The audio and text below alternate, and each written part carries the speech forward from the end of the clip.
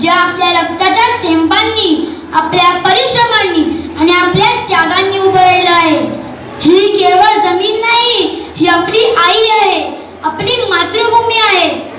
शत्रू मोठा आहे, बलवान आहे, पण त्याला आपली गोष्ट ठाऊक नाही. आपलं बळ तलवारीत नाही तर आपल्या मनात आहे. आपली ताकद आपली निष्ठा आहे, आपली निस्वार्थ सेवा आहे. तुम्ही कुठल्याही जातीचे असाल, कुठल्याही पंथाचे असाल, पण इथं आपण सगळे एकच आहोत. स्वराज्याचे सुपुत्र आणि हे स्वराज्य न्यायाचं आहे, धर्माचं आहे, जनतेचं आहे. आज जर आपण मागे हटलो तर इतिहास आपल्याला कधी माफ करणार नाही. पण जर आपण धैर्याने, शौर्याने, एकजुटीने पुढे चाललो तर हे रणांगण आपलं यश गात राहील.